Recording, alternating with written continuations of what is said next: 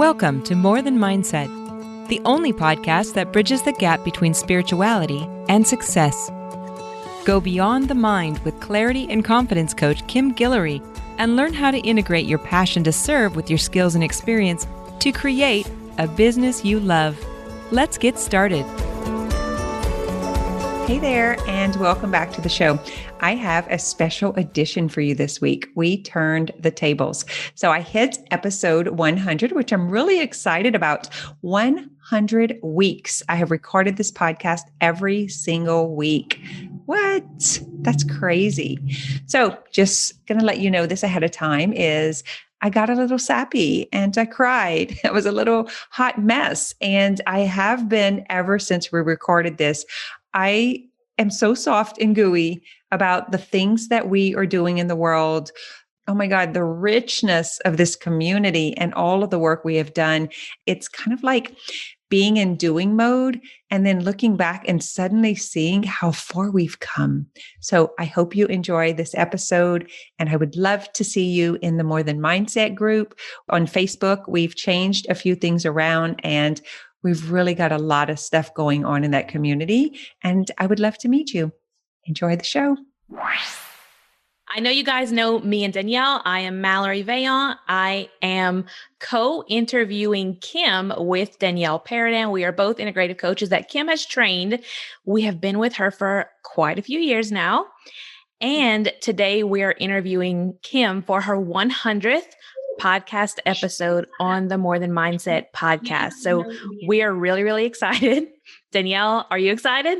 I am so excited. I can't believe it's 100 episodes already. Dang. That is I know. And 2 of them have been your interviews, Danielle. Definitely was scared the first interview, not knowing what to expect with Kim and her brain, but definitely the second interview was so much fun. I've listened to your episodes and they were very fun, very exciting. I still haven't been able to listen to my own interview all the way through yet. But knowing all of that and how we felt, the first question that we have for Kim is, how are you feeling today, knowing that you don't know what questions we're going to ask you today, and there are some big things happening. And I know yesterday you were telling me a little bit about how you're feeling. So talk to me about that. It's a little awkward.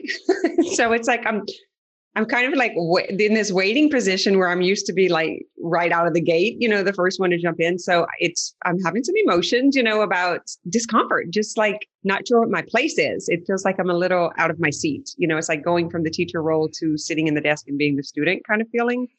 So I'm excited though. Like, I can't wait to see what you have come up with because you guys don't really ask me a lot or probe a lot, or try to dig in and, so I'm curious to see what you came up with.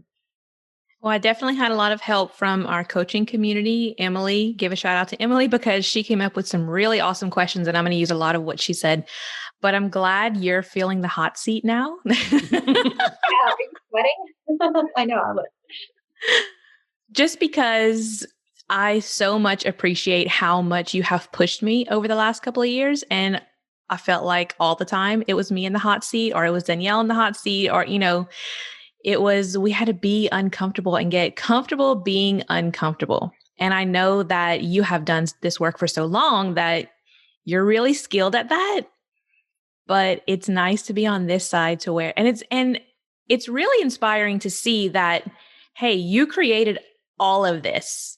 You brought us all together. We're all doing this work together. We've created this amazing community of coaches and of people who are interested in just taking their lives up to the next level and just being the best version of themselves that they can be. So I hope that you're proud of that. Yeah, I hadn't even, when you just said it, I was like, oh my God, this, like, looking at it from that perspective, I had not, I have to say, like, there are moments where I was asked a question yesterday about what was the thing that you have to take away from this year. And it was where I had given my authority away to like some other coach or some other mentor that knew what I needed to do for my business. And it was a total misdirection for several months. And that was my biggest takeaway, is to take my authority back and make my own decisions and be my own CEO and really trust that we have already created it. Like that's where my brain was still trying to solve a problem that wasn't a problem anymore. We already have a community with like 30 coaches. We are all trained in this mind body healing. We're already there, but it's crazy how the mind doesn't receive it. Like we don't fully embody it. It comes in layers and levels. And so you saying it again after I just posted that yesterday, I was like, okay, yes, this is, I think Danielle and I talked about this recently. This is the arrival where you kind of forget that you're not solving a problem anymore, that it's already been solved. Mm-hmm. Yeah, it's like you drop that veil and you realize, oh shoot, like I'm actually living what the vision was. Like it's actually arrived, and it's like you haven't even caught up to it yet. And then it's like you get slapped in the face with it and you're like, oh, wait, this is actually me, and I'm actually here and they're here and this is happening. That kind of leads into my first question, if you don't mind me asking. I would love to know. So whenever I coach my clients, I always ask them to create a vision. So I'm sure you had a vision of what the community and the podcast and all of that was going to look like. Can you tell me how the reality is different than the actual vision that you originally had for it? What I learned over these years is that, so there is a vision that's there. That didn't even seem tangible, but I couldn't put out the fire of the vision, but I couldn't see a pathway to it. I couldn't see a possibility, but I couldn't let go of the vision. Does that make sense? And I hung on to that, and I was trying to make it happen when it was years away. Mm-hmm. And so now being 3 years on the other side and actually living in that vision that I didn't have the how to 3 years ago, I didn't expect to be so satisfied.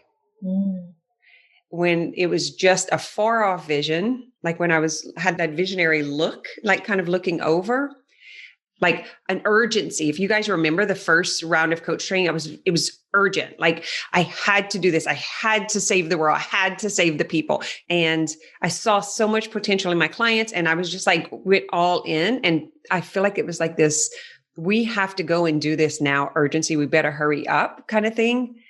And this is actually this ease and flow and fun and rich. Rich is the word that keeps coming up. The relationships that we have built, the movement that we are creating in this mind, body, integrative healing aspect that seemed foreign 4 or 5 years ago. That when I was trying to share it and force people to understand it, and they didn't understand it, I was beating myself up. I was depressed and frustrated. And like, that's where the urgency came from. I was like, you have to see what I see. Mm-hmm. And now the experience is richer than I ever imagined. And all of that stress and urgency is gone. And it's an embodiment of it, of the actuality. Mm-hmm. I don't know if that answered your question. Yeah, but it did. Yeah. And I know like the way that you explained it, I understand that feeling. Yeah. It's like the vision was almost painful because it wasn't seen by anybody else. Yes, I totally get that. So piggybacking off of that question, what's the next vision? Like what is happening next? What's coming for you? What's your vision for the next, 5-10 years? What's it going to look like? Oh my God. It kind of gives me like the feeling in my stomach when I think about it. The next level for me is really holding the vision as the leader and learning it's a different positioning. So now that the vision is here, the containers are built, the leaders, the coaches, the practitioners are trained. It's me learning how to not be that practitioner that is doing all of that, but how to lead others Yeah. Whereas before it was me holding the torch. It was me lighting the fire. It was me doing, like, trying to bring the people to the bonfire. Like, come, I've got this fire going. I want you to see it. I want you to come feel the heat. I want you to experience it. Come kumbaya with me, right? Come and hang out here. And so it was like this constant for a very long time. Now looking back, I realized just how long that was happening, because the vision for it started before I ever did the online coaching thing, right? It started here in this physical location. That was the vision, was to create this conscious culture and community to support it. Mm-hmm. I had a really hard time letting go of it being in physical form in this location. Mm-hmm. Yeah, it sounds like you're hitting that glass ceiling where you're about to break through to that next level. And what we learned from you is that it's a wash, rinse, repeat cycle. And so we kind of forget that we have to go back from the beginning and go through all that stuff over again. It's like, it's so good. You want to change, you want to transform, but then it's like, oh my God, wait, I forgot what this feels like. We get all that coming up. Yeah. Now that it's a fear or a worry to let the team down, to let y'all down, to let the people down. Whereas before it was just mine. And it was mine kind of convincing the world that there was a bridge between mind, body, and medicine, that they did not have to choose one or the other, that we could actually, I think it came off that I was against it because of my own experience and what I was trying to share that there was an alternative. And I think it was being perceived different. I think it was an and or. And it was never, because I've worked with several practitioners, you guys know this, who come in with their own form of medicine. And I'm like, no, we're going to integrate it. We're not going to throw your current career away. We're not going to throw your trainings. We're not going to throw your essential oils or your supplements or your medicine away. What we want to do is integrate, and so now I feel like that has caught up in the industry, that has caught up in the world. There are more people on board. Whereas when this division first started, I was by myself, or I felt like I was by myself. Now I'm seeing it way more exposed, looking 5 years later. Yeah. Good. What's been your most profound moment as a coach? As in this work that you've been doing? What's been the most profound thing? My most profound moment was when I realized that my clients were not seeing the potential in themselves that I was seeing in them. It was, I could cry right now because it was so frustrating. I think my belief was so strong, and the perception of the people were like, I was trying to take advantage of them, or I was like, oh, she's just trying to sell me something, or she's just saying that, and it was painful to believe in that capacity. It's like telling your children that they're pretty or that they're loved, and they can't see it because someone at school has been picking on them and they believe the bully. They're jealous and they're envious, and they don't have the best interests of the others a lot of times, because it's always this fighting over someone else to climb the ladder. And that doesn't align with what I believe. I don't think that competition is real. I think it's an illusion. And so when I come off from the perspective of we can do it together and I can help you and I see this, and they didn't believe the potential and the possibility, I think that, and I believe it came from my struggle with it was for so long. That breaks my heart just thinking about that. Yeah. Into perspective, it's like our kids, because I have teenager and soon to be teenagers. So I'm about to have 3 of them. And it is whenever, they say, I don't have friends, or I'm not pretty, or, oh my God, it's like, how can you not see what I see? And that it's so frustrating. Like, you just want to make them, but you can't. It has to be their decision. It has to be their work that they have to do. You can just love them and support them. And that's what we love about you, is that you loved and supported us through that. It didn't matter how long it took us to see. And even now for me, I don't know about Mallory, but for me, it's still like, I feel like I'm halfway on the seesaw, like you say. On a lighter note, I would like to kind of go back. And so earlier you mentioned how much more fun this reality is than what you imagined. Can you elaborate as far as what is one of the most fun moments that you've had, or what is so much more fun than you imagined? I think it's that you guys have had enough experience now to finally believe and trust and let me go into the dark spaces and then laugh in the dark spaces, laugh after the dark spaces. Like the awareness that you realize now that it is just thoughts and beliefs in your brain that's playing, like having this pooty party. And so the funness is having clients that allow me to go deeper. It was not always like that. I had a sledgehammer. I was trying to break down the walls because of the urgency, right? Because I didn't know how to contain that passion inside of myself. And I was like praying to God, please put this fire out. If it's not going to come to fruition, if it's not going to happen, would you please drown this bitch? Like make it go away. It was so hard, and now it's like, there's such a deep, rich trust that it's like being able to, who's the one who said this? They were like, it's like you at the edge of the cliff and you like throw us off, right? Like it's this throwing and yet your hand is there, but you're saying, well, you're going to have to just reach up to grab it. Like there's this edge to it that's so intense. And yet I know you're there. It's kind of morbid, right? I'm laughing at it. But I told you, I'm kind of like a death doula.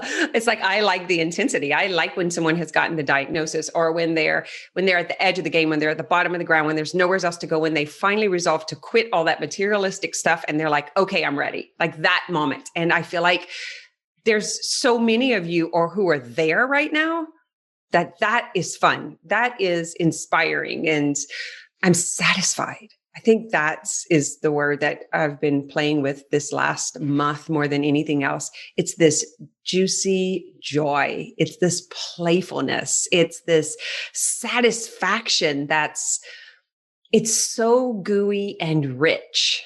And the intimacy in the community, in the coaching community, in the self-healing masters community, the richness of the intimacy is nothing like I have ever experienced. Yeah, I totally agree with that. So would you say something that Susie asked was, over all the clients that you've seen over the years, what's the biggest hindrance to growth? So would you say that you kind of already answered it. So I want to clarify, is it that not seeing our own potential or is there something else? Yeah, it's the limiting beliefs. You can't see that the story of the past is actually not what is right now. It's actually just an incident or just a circumstance that happened. But the scar or the imprint that was left from that is what you guys can't see because it's unconscious. And I feel like I can see pretty quickly. That's where I would come with that sledgehammer. And I think Susie even said this. She was like, what do you mean you're all calm and easy now? You weren't always like that. You were like kicking. Peggy's like, oh God, she was so tough. And it was that sledgehammer approach, right? I was like the chisel and I was going to break through that. I was very determined. And I think there's something now where it's like, okay, I see it now and I realize it's in their own timeline and I'm not in a hurry and I trust the process.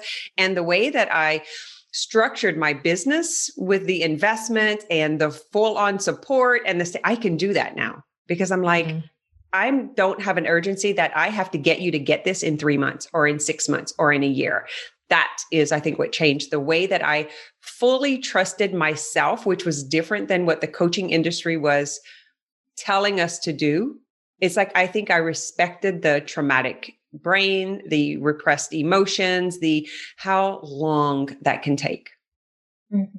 And I chose to structure my business in a way that I can continue to support them until they were ready to come on board without creating that urgency and that money and that worry and that because that's what was happening. Do y'all recall that? Yep, for sure. It was an urgency for you to get what I was trying for you to get before your brain could comprehend it and receive it because of what was happening with the nervous system and all of the triggers that were coming up and all of the limited beliefs, the past stories, all of that stuff is the hindrance. Yeah. Did I answer that question? That's correct. Yeah, I think you did for sure. Yeah. But I think this is just an example of your thoughts of thinking it had to be now, and just that forcefulness created the opposite reality. So it was whenever you were able to drop that belief, that it was going to happen on its own time. That's when it really sped up. Wouldn't you agree? Yeah. Mm-hmm.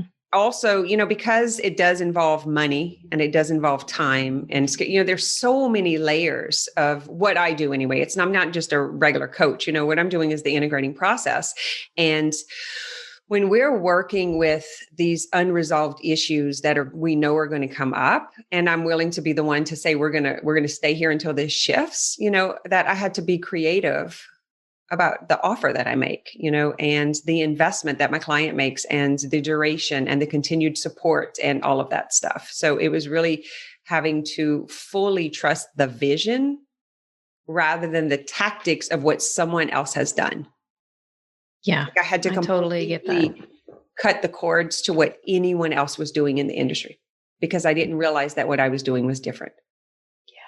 And then you came back with the news, like, whoa, we did a lot in here. We figured, what we are doing is so different from anyone else, but you needed the contrast also. So we both needed the contrast. Yeah. And I did that. Like I went out and I heard from other coaches, and there's like, I see two sides of it. There are some that the level of their coaching, and these are like high level coaches, but the depth of their coaching is not nearly what we're doing in here. Like they're like stopping just below the surface, and it needs to go so much deeper to really, truly like heal the whole story. Like what I didn't realize was the emotional processing stuff, but they don't have as much of the understanding of how the mind works. So they don't have the whole picture, which is what you're giving us. The integration. Yeah.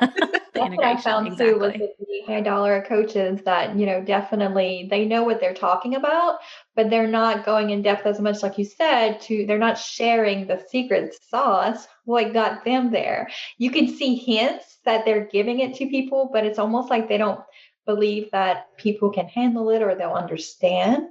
And I guess, like you said, it does take such a long time. It's a process. And, they're just trying to give them quick wins.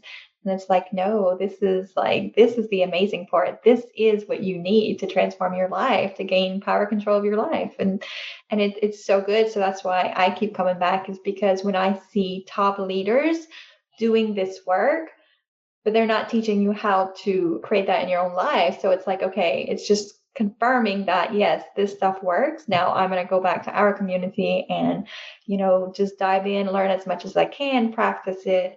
And it's just amazing. That's what's really sped up everything for me, is seeing the contrast, but also seeing hints of this work and top leaders and knowing, okay, yeah, it's this work that got them there. And I have the secret. I know the secret code. So we have the secret sauce. Yeah. And it's more, instead of the quick win, it's the longevity. Mm-hmm. Because I think we've done, we've seen influencers, and it's like, oh, they got like 1 billion followers and, hundreds of thousands likes and, all of this stuff. And it's like, it's just so surfacey. It's more motivational talks, and you can listen to that all of your life and never do the inner work and never get anywhere. So you're just stay in that spin until it exhausts you, because you're beating yourself up that it's not available for you, and then just kind of throw in the towel rather than go in, which is why I structure the way that I structure. It's like, you got to pay in advance. You got to commit to the long term. I won't do the other stuff anymore because I'm looking to serve the client. And I know I trust my authority and my expertise on how long that's going to take and what they need. It was tough at first, but I just stuck with it and I trusted it. Mm-hmm. And I know I over deliver. I trust that 100%. I know my clients get more than what they invest in. They get more than what they thought they were going to get. We just got to get through that part of their brain that had a different vision. I think it's going to look different than it does. I have a question from Peggy. If you could live your life over again, what would you do different from the start, if anything? Ooh. God, I hate to say this because I feel like I'm going to be saying it again in 10 years, but I really wish I would trust that voice that's inside me. I could cry because I think of 18 months I spent in a container that was like trying to dilute the message, trying to fit in a box or fit in a container or fit in what someone else thought the world needed to hear rather than what I knew I was here to share. And so it's so crazy because you asked that. And when I look back, I instantly remember when I was 24 years old, like in 1997, I think it was, I'll give my age away, but I just had this gut thing to open my first business. I had never opened it. I'd never been trained for any of this stuff. Right. And I did it. But I wrote, like when in the building, I wrote scriptures underneath the floors and under the walls. And because I was so scared, but I was following the inner voice. It was like I was building the ark and it didn't make sense. Right. But I hadn't been influenced by the world so much at that point. So all I was going by was that voice that had kept me alive, that voice that I would go to. And looking back since then, like I had the first business and then like I sold that, then I built another, then I moved it, then I added on several times, then I had other locations, then I had, it's like it continued to evolve. And when I look back, all of that was trusting my own voice. I didn't have a business coach. I didn't have anyone else. It was just that. And then I got to a point about 10 years in and I asked someone to come in and to show me. And I got caught spinning in this. It needs to be a certain way. Like the industry has this homogenized system for business, and this is how you're supposed to do it. But my entire business had been run on intuition up until that point, on trust and on listening to that inner light, And when I tried to do it someone else's way, everything started going down. And it started changing, and it wasn't as rich. The relationships weren't as rich. The results weren't as rich. It wasn't as satisfying for me. And after you asked and I went back, I realized that's the exact same thing I did 2 years ago. I had already been coaching and it was already $200,000. I knew I had the proof. I had the clients. I had the concept. I had the book. I had everything going. And then somehow, somewhere, that voice came in again that somebody else knew better. And I did the same exact thing that I did 10 years in. So I would say it would be that. But I wouldn't know this and I wouldn't be able to take you through it if I wouldn't have experienced that again. So another question that she had off of that question was, what's the one thing you would want all of us to know? Would you say that's the same message or something different? I believe that I treat you all individually because of that. Like, I believe I've already auto-corrected that. There is no one in this container, and I think you guys can vouch for this and any of the coaches who are listening, who are seen as this same exact thing. If anything, that's my one message is bioindividuality. That is why I became an IIN coach years ago. Before I even became a life coach, I became a health coach. And that is the word that sold me. I remember I was laid up. I had had surgery, another surgery. And I signed up for that course because I was afraid for my mind. I was afraid not to be moving, not to be exercising. I was afraid depression would come back to get me. I was afraid, I was afraid of all that. And I saw something on Facebook and it was about bioindividuality and it was about becoming a health coach. And I was seeing where my members, my exercise members, my yoga members, like were having this problem with staying consistent. And I was like, what is happening here? And what it is they would hit these upper limits. They'd hit these limiting beliefs. They would get home to their family. And I was like trying to solve for that. So that's why I became a coach to start off with. And the thing that attracted me to that particular school was that word, bioindividuality. Every person is unique and different. Every person is unique and different. Every person is unique and different. And I feel that about every single one of my clients. And because we're unique and different, it takes a different amount of time. So a 3-month or a 6-month or a 12-month package is not going to give the same results because they have different experiences coming in. Yeah. My clients actually asked me this last week. She said, do you walk us all through the exact same process? I'm like, well, it's the same general structure, but I can't treat you all like it's like y'all are all coming from the same place and that y'all are the same people. So no. And I think that's what's so beautiful about this community is that we don't do that. We treat each other like individuals and we're all celebrated and that uniqueness is celebrated. It's beautiful. It's really a beautiful community to be a part of. And I highly recommend anyone who is thinking about, joining just to do it now, like while you have this inspiration, because I've never felt, who I am and my weirdness. And, I found my weird community. So it really is amazing. So thank you so much for that. The thing too is this plays on my mind is I have this belief or this worry about scaling and losing that personal aspect that we have, and that's why this moving into this leader role is so important to me, is so that we can maintain that integrity. I can maintain that integrity and have trusting coaches that can uphold the same integrity. Does that make sense? Like, that's why I feel like this next layer is so important, because about 4 people right now who are interested in the integrative coach training, right? So like that process by itself. And I'm thinking in my head, like, you get to the point to where you start scaling and it starts becoming about systems and money. I see this in the coaching industry. That's the $1 million coaches. That's the right. And it becomes very non-personal. They take this different role, and I don't want to do, that's not what drives me, and that's not what satisfies me. And so I feel like I'm treading a new way to do business that's in ease and flow and integrity and maintaining the intimacy. And that's why I spend so much time with the existing coaches. And, like, you keep getting opportunities to step up, and I may offer the same exact thing 5 or 6 times before someone says yes. And that's the drive behind it. How I always say, you can tell what your beliefs are by the actions that you're taking. There's a belief behind every action that we take. And I don't want to lose the satisfaction. I've done big business. I've done $1 million in my business. I've figured out how to grow multiple businesses. I can do all of that. And then at the end of the year, I'm looking at all of the money and I'm like, well, how do you do this? Where does it go? Where do you spend it? What do you do with the taxes? I remember like freaking out with my CPA. No satisfaction. That did not bring the satisfaction. I'm like, oh my God. I just realized this changing factor in my community with my clients. And it is, we are not driven by money. Healing focused entrepreneurs are not driven by money. And so using this mindset coaching, this money stuff, this does not work. And I realized in my own life, we are driven by the results of our clients and the satisfaction from the intimacy of the relationships. We are driven by fulfilling our purpose and our passion. We are driven by the inner work to take us to that outer place. Like, that is completely different from the coaching industry that is driven, the ones that are driven by money.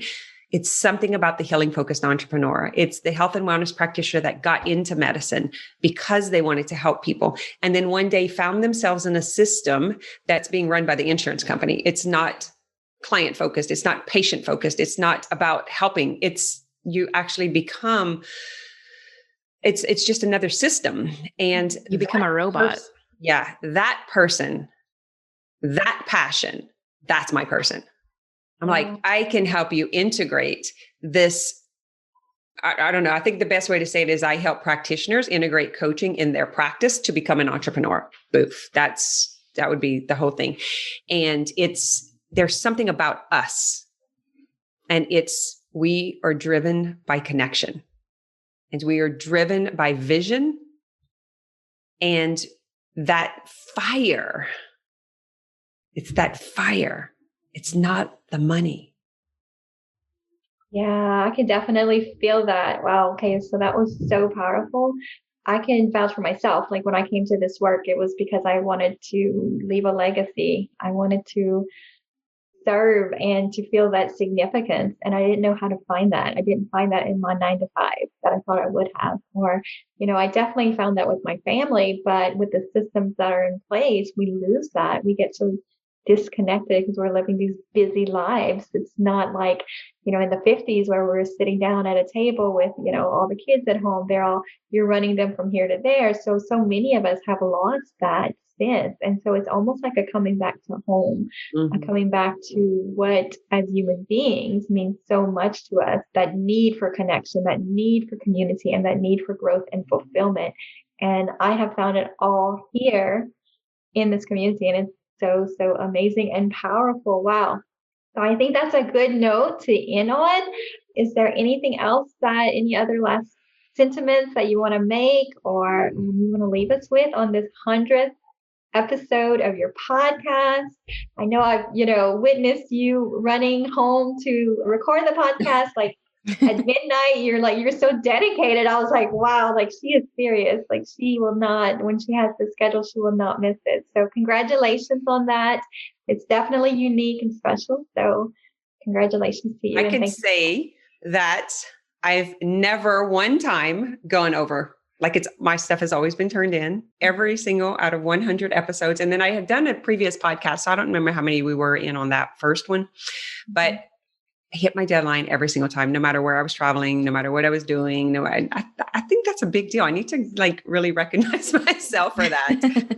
That if you are right, I have done it at midnight because that was my deadline. And sometimes it was like, okay, I'm here in the storm and it's 11 o'clock and I'm getting it in on the final hour and, or making sure that they were done ahead of time if I was leaving to go out of town. So thank you for recognizing that because I did not. I hadn't realized it. Is that all the questions that y'all have for me? Oh, no, I have a long list that I didn't get to, but I think it went where it needed to go. This is really fun. We might do this again. Yeah, I think we should. I like doing this. I like the flow of where it went. I feel like it pulled out the deepest part, like the true heart and soul of why you're here and recognizing that you are fulfilling the purpose, that we're all trying to not only recognize what is the purpose that we're here for, but how do I fulfill that purpose? And I think that you are truly doing it and you're empowering all of us to do it too. And that is so freaking amazing. And I love it. I know. I'm so excited to move into the new containers and kind of like this year is, that because Mallory, by the way, is like what are we calling you? Your assistant, a VA? I don't even know exactly what all positions she holds. I'm going to go with strategist. Yes, strategist, her and Danielle both. So in the business aspect, so really moving into more richness, in those two communities, and then introducing the new stuff and the new retreats and, all of the things that are coming up this year and where all of the coaches are going, it feels like a proud grandma moment. So we now have some of the clients coming into the container, right? And so it's like, oh my God, we've like hit another generation. That's what it feels like. And so if you remember, like when your kids walk for the first time, it's like really special and so fun. But then when you're watching your grandkids and you're like, oh my God, the ripple effect in reality, like I get to experience and explore that. It's so fun. All right. This is so awesome. Congrats again on your 100th episode. Can't wait to see what else is coming next. And I'm so glad to be a part of it too. Me too. Thanks so much. And it's so good to celebrate like this. I love celebrating with the journey and looking back. Like I think it's so important. So can't wait to see what's next. Cannot wait. Can I turn this around? What's been the biggest takeaway? Of course she's gonna. Yeah, I was gonna go get the rules. You make the rules. So you've been here like the longest. What was your biggest takeaway? All my life, I wasn't listening to myself, and there is that thing inside of me that it's me. It's like my soul, my purpose. It's God speaking through me, like telling me you are different. You are special. You don't have to be like everybody else. I put you here for a reason. And all those other paths that I went down, that happened for a reason to bring me back here. But it was now I feel like I'm actually walking the path that I'm supposed to walk down, and having that contrast of trying something that in, society's vision is like a good thing to do, but it wasn't the thing that I was supposed to do. And it took going there to recognize that, have that contrast of that wasn't it, but this is that feeling of this is the thing that I specifically am put here on this planet to do and to fulfill and to be. And I never would have recognized that without all of this work. Nice. Thank you. Danielle? Life doesn't have to be hard and it doesn't have to be a struggle, and that actually it's easy and you're supported, and that there's so much power that's within us, and the things that I achieved and accomplished, and I can never quite, put my finger on it or grasp it. And the whole time it was just in me. And so I just needed to look within. So I think that was the biggest thing, is once I was able to do that and I was able to let go of the doing and struggle, and I could just be, and it's like, like my nervous system just calm down. Like the last 10 pounds I couldn't lose because I was 40 now, and you can't lose weight at 40, like just fell off. And it just became fun and exciting. And it was like Christmas every morning, waking up, and my husband was looking at me like, why are you getting up so early? What are you doing? It's like, oh my God, I can't wait to go meditate and to do all these things, and learn something new, and to see who's going to walk into my life today. And so that's what I just wish for everyone, is to have that, because I didn't know I was searching for it, but I'm so happy that I found it. Thank you for celebrating. Thank you for hanging around through 100 episodes, because you guys, a lot of you are listening, like have been here from the beginning, and we didn't really know what it was. I didn't know. I was just like, I don't know. I'm just going to do it. I have this message and I need to go leave it somewheres, because I was now repeating the same thing over and over and over. So it's like, I need a place to send back to refer to. So anyway, thank you very much for the idea, for the interview, for the questions, and for hanging around. You're welcome. Thank you. Thanks for listening to this episode of More Than Mindset.